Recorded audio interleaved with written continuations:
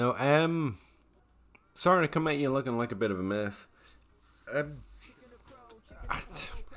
Life's crazy. I need to do something to get my mind off it, and I've had this thing rolling around in my head for forever, and I was looking at it a new way the other day. Anyway, I decided it might make a good video, and I need to not think about, floods, frankly, right now.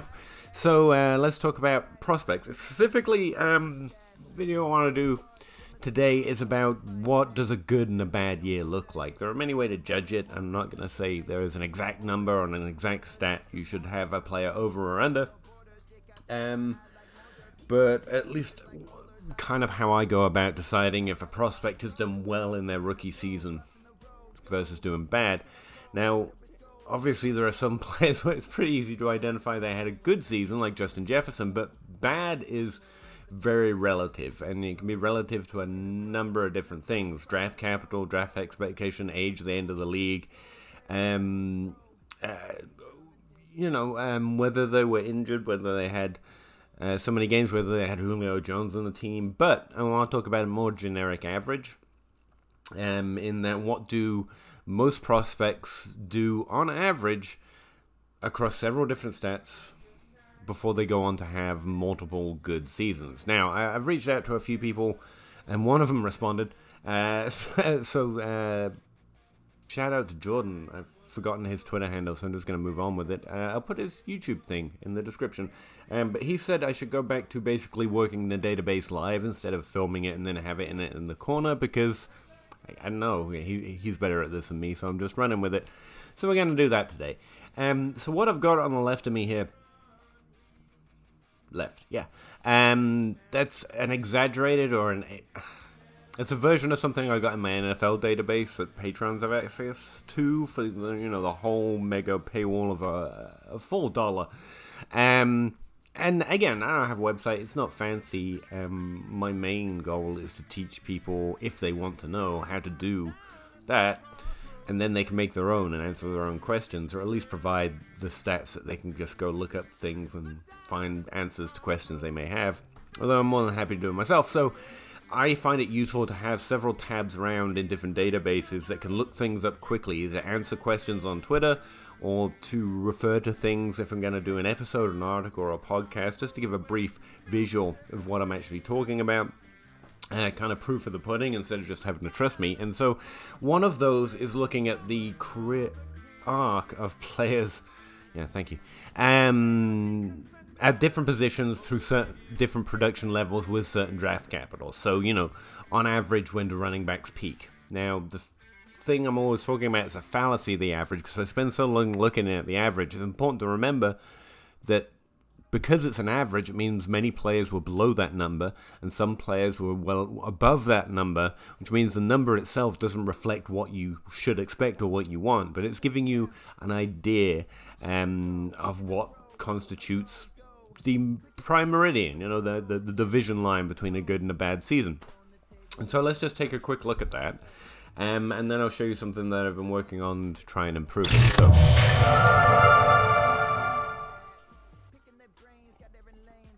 So, sorry, I thought that would take longer. So this is it. Hopefully you can see it. I'll zoom in a little bit. So all it is basically using the stats in the NFL database. I just went across the main few that all exist at the very start of the database. They're all pushed up the front, even though they exist in their own rows and columns, because they're the ones I refer to the most often. So, opportunities, target share, expected points per game, fantasy points per game over expected, ADOT, yards per team attempt. It's like 8 of them or whatever.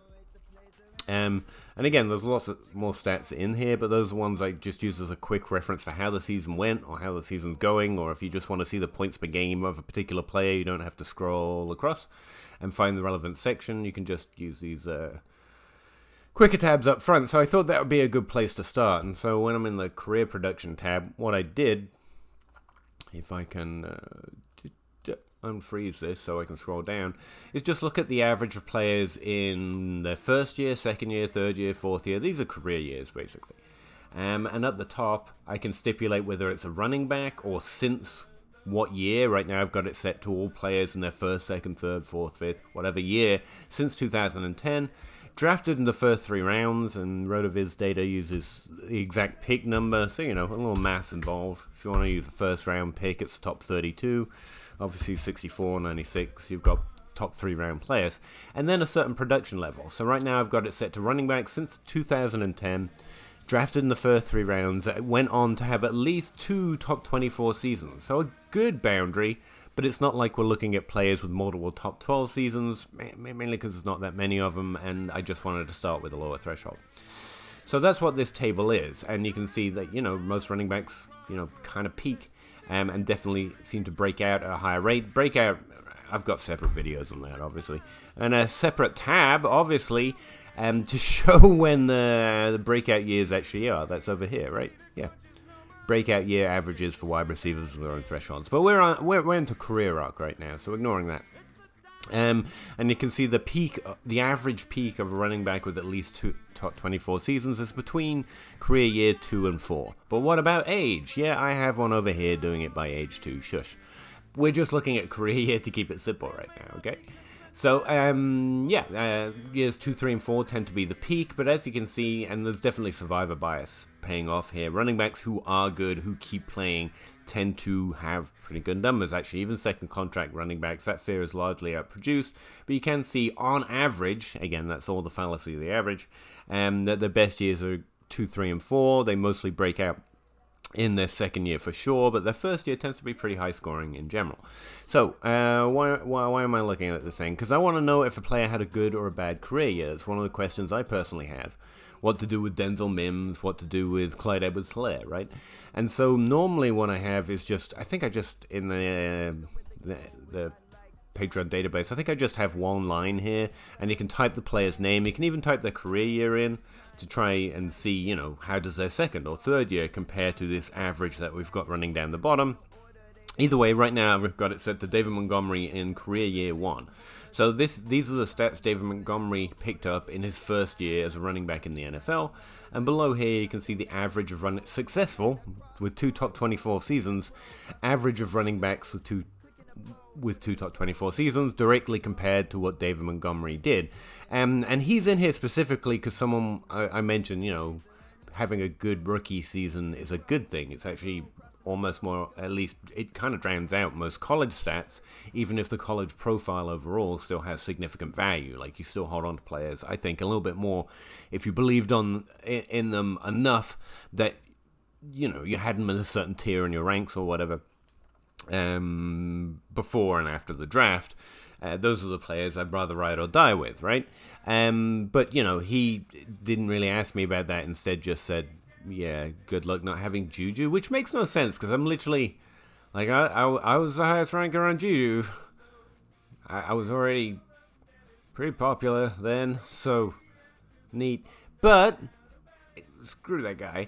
He wasn't really interested in what I was saying, and that's not what I was saying. What I was saying is, being in the top 12 or having 700 yards or whatever your threshold isn't necessarily the only way of defining a good career year. And David Montgomery actually compares pretty well. I'm not saying I knew David Montgomery was going to be a top 5 running back in 2020. What I'm saying is, looking back, compared to the average of players who had 2 top 24 seasons, his first career year was fine. Frankly, it crosses the threshold of good, and if we up it to players that have 2 top 12 seasons, frankly, he's not far off these numbers, right? He finishes running back 24, the average is 19, 34 in points per game, 18. That's significantly low for 2 top 24 seasons, and like I said, I've been out, or more out than I was in on David Montgomery. Anyway, you can also see he's kind of less efficient than most, had lower target share, lower expected points per game, but marginally, actually. That's one of the interesting stats that he showed up in. I didn't mean to do that. As being pretty reasonable compared to a top season. So it's not going to answer anything for you, but if you're interested in, I don't know, how well did David Montgomery do? This is a literal description of how well he did compared to past players that go on to do well, right? Alright, so let's drop the threshold. At least it gives you some actual information instead of guesswork, and, I'm not so confident that I know what a good or bad NFL season is. I'm a biased little freak, and so, can never quite trust the experience of it. So anyway, what I've done here is I actually expanded it so I could add more names in here. That's not the way it is in the database, although again, you could learn to make it or add these columns. But the reason I don't is because this is how spreadsheets become insane. I can't have all these stats with the averages minus from their actual stats within the database, right? There could be a whole section on average compared to the average of running backs, wide receivers, or whatever at their draft capital in that career year, and that would be interesting. But that's how I have found that's how spreadsheets get way too overcomplicated, and no one wants to talk to me anymore. So yeah, mostly I think it's just a better idea to have a basic understanding of these numbers, right? What's good, what's bad, and then you just know that. You don't constantly have to have, a literal column in a database so it can tell you a number that's fairly easy to remember. It's fairly easy to remember, like, running backs typically end up position rank 25, position rank 28, if they're going to have 2 top 24 seasons, and so on and so forth. That doesn't tell you if a player is going to do it. You need more personal, individual context on that player, right? But yeah, it's at least some measure of how well they did compared to the average. And as you see from, all the running backs who finished in the top 15, top 12, they all look great compared to the average, since the average is a fairly efficient running back in fantasy points over expected per game, with, around 228 touches. Oops, sorry, that's a formula. And finishing inside the top 25 in overall PPR scoring. That's fairly easy to remember, and just have as a boundary line of what a running back can do on average if he's drafted in the first 3 rounds. Now, obviously, we can up the draft capital and all those lines raised. We should expect more earlier from higher drafted running backs, and so on and so forth. But at least it's not numbers entirely out of context. And here's the thing.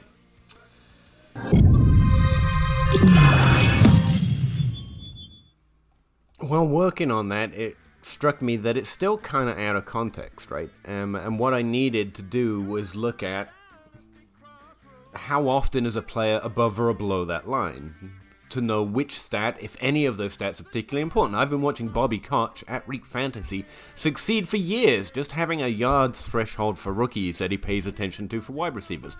And it's fine, but I'm typically against counting stats, so, down with counting stats as thresholds, So, could I add a couple of lines here and give you a good idea of how many players break out after a rookie season with stats below or above those certain thresholds, right? So again, you can go calculate, it's in the database, whatever. But I thought a video on explaining on how this thing is working, just in case it was too weird as it was. And also just a brief synopsis kind of a thing on, which stat a player's typically is a better indicator, if you will, of whether a running back's going to continue or tank, I guess would be the word. Now, obviously, when you're looking at David Montgomery, or which is too far past, or Antonio Gibson, oh, look, more Storm, fun.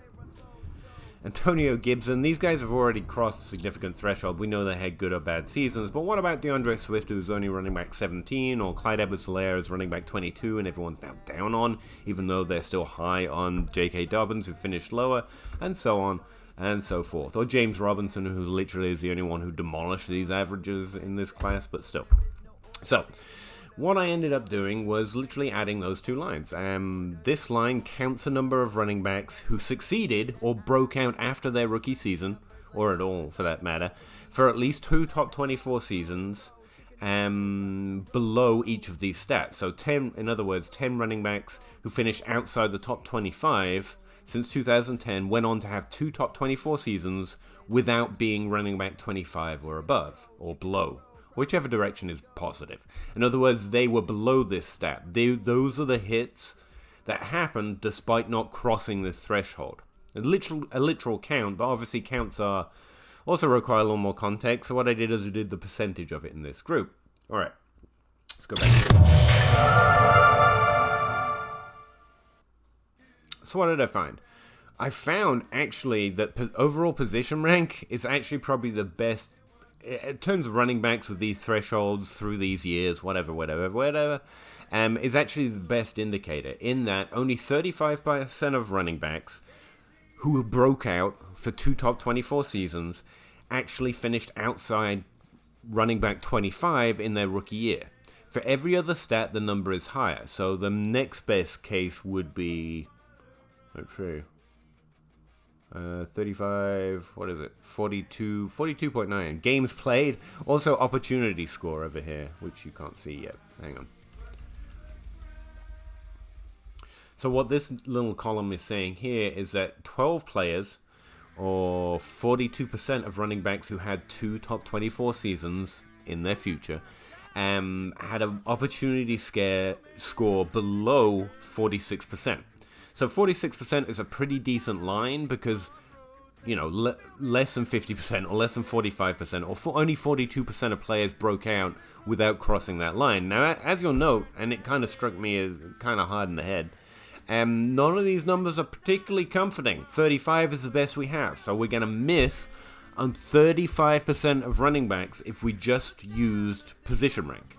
That's not great. But remember, this is each of these stats in and of themselves. Obviously, looking at some combination of them is going to create a better understanding of which running backs are more or less likely. Also, I did just want to point out that Clyde Edwards-Helaire does not have that problem.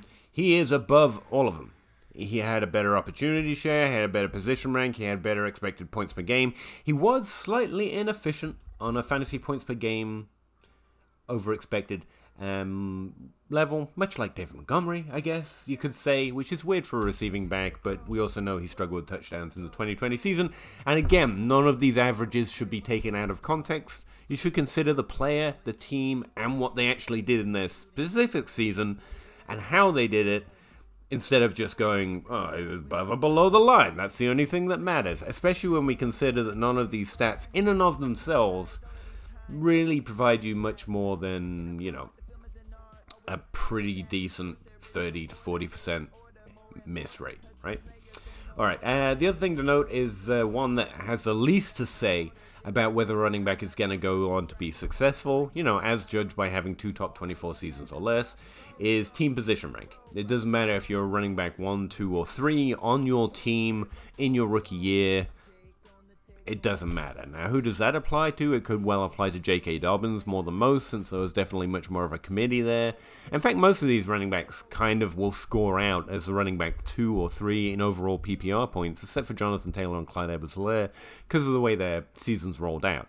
But their per-game stats are good, their end-of-position ranks are also pretty good, and those are the things I would look at. Also notice that, you know, target share isn't going to help you because there are different kind of running backs, obviously. Either way, while this is a good synopsis, and I'm still going to keep looking at rookie seasons this way, and I do think the career arc is pretty interesting overall, it is worth noting that you can't rest, you know, whether you like or hate a player's rookie season based on a single stat, because frankly, at least 42% or at least 35% of players are actually going to break out without crossing any single one of these thresholds. Still, if you want the best indication, it's probably a player with decent volume, so, for example, over 228 touches, as just a prime meridian line, which actually gives you a literally 50% hit, 50% fail line, or you could look at expected points per game, which is slightly better, as always. Only 46% of players broke out after having lower than 12.3 expected points per game, and you're looking for some level of efficiency, which, again, is a problem for Clyde Edwards-Helaire. I don't think I care about that as much as most people, but players with volume and efficiency are kind of the signals of whether a player is more or less likely to break out, or whether they had a good or a bad rookie season. And to give you some idea of what good volume looks like at running back, 12 expected points per game is good volume, and, you know, any kind of fantasy points over expected per game with over 20 or 30 touches based on Blair Andrews' work is a good, efficient rookie season as well. So, yeah, those are numbers. I want to take a brief look for wide receivers? I guess that would be cool. All right, and remember, this is all for running backs drafted in the first 3 rounds. Obviously, the lower drafted you are, the more those thresholds drop. All right, so let's take out some of these names here. So good averages, or averages at least, for wide receivers, and with 2 top 24 seasons. In their rookie season, they finished within rank 49 in total PPR points. I think even Denzel Mims hit that one, just barely, maybe. Well, let's find out. Actually, what am I doing making things if I don't look? Mims. That's not how you spell Denzel Mims. God, I suck. Forgot the end. Here we go. Okay, he finished as wide receiver 107. Okay, he did not cross that threshold. All right, how about target share, which is also a common one we like to look at a lot. 16% is a fairly decent average for wide receivers who go on to have successful careers in their rookie season. But remember, this is running wide receivers drafted within the first 3 rounds. And also, I find a lot of luck adjusting this by age, by the way. Someone like Denzel Mims, for example, came into the league a little older, and I find their career arcs tend to have a slower burn in that they have lower early stats and tend to build into bigger roles as seasons progress, which would seem to be counterintuitive to wide receivers that come in with more experience. But again, there you go. So yeah, that's that, I guess.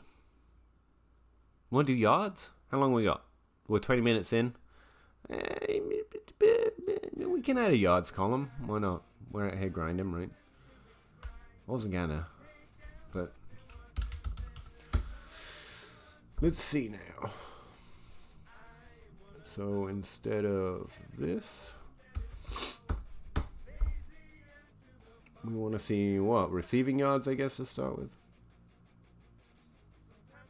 Passing yards? No. Do we have a total yards column? That'd be neat.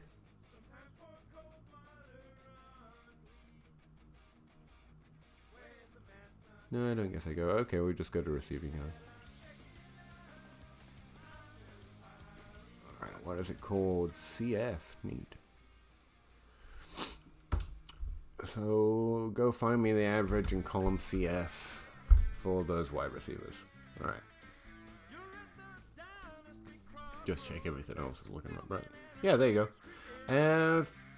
50 yards. That doesn't seem like a lot, does it? For running back, for wide receiver 49? Okay, what's going on here? Those are all correct. Career 1. Oh, that's receptions. Okay. CG is yards. Neat. Obviously. Why would you put yards in CF? Obviously it's CG. Jesus. 706. Alright, there you go. 700 is a pretty good prime meridian for the total yards gained by a wide receiver in their first year. And I'm pretty sure Denzel Mims failed to do that, to be honest. I still like Denzel Mims, to be very clear. But it's CG, right? Why am I asking you? You can't even see the little letters. Yeah, there you go. He got 357 yards. So he is also below that particular threshold. I don't care. But he is below most of the thresholds, and that kind of counts as a bad rookie year. I guess we could also... While we're adding stuff, add those counts. Okay. So, yeah, about 50% of players who break out after that cross that threshold? That sound right? CG... Oh, no, that's less than. Yeah, less than 700 yards. Alright. Yeah, but when you're talking about a yardage number, and that's kind of the thing with, again, looking at averages, you can have 703 yards and technically be including those 14. So why don't we... I don't know, just for shits and giggles. Let's not say just below 700. Let's say it's below 10% of 700. So that minus 10% of that yardage total, which would be, anyone? 70 yards? Right. Yeah, there you go, 13. So anyone that gets 630 yards or less, there's about 13 players that broke out, which accounts for about 46%. And you can also see how that number here decreased down to 46%. So the lower yards, the lower they are in the yardage total, the less often they broke out afterwards. More yards is better in your rookie season, but a good, not expectation, but but goal to hit is around 700 yards. So that's not an 800-yard season or a 1,000-yard season, and you're not even finishing inside the top 24 or the top 24 in total points per game. So even using that little adjustment, you're expecting a top 50 wide receiver who gets, what, between 300 and 700 yards? That doesn't sound like an amazing season, right? But that's a pretty good average for what most rookie players do at the wide receiver position if they're going to go on to have multiple top 24 seasons, which is pretty much the best of the best. And remember, that's just for wide receivers drafted in the first 3 rounds, so you don't have any opportunity bias working there against you either. So yeah, anyway, I thought that would be interesting.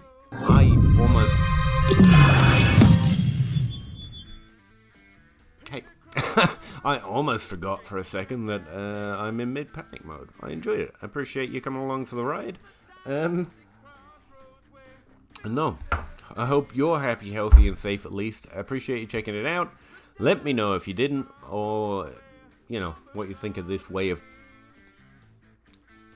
kind of gauging whether a rookie had a bad or a good rookie season. Again, I didn't run through a list of, I think this player had a good season, and I think that player had a good season, but you just saw, like, reverse and pause if you want, I guess, what those averages are, and you know what the player you're interested in had, so you already know as much as I do about it, right? So, anyway, thanks again. I'm out of here. Appreciate you, and talk to you next time. Keep grinding. Thanks.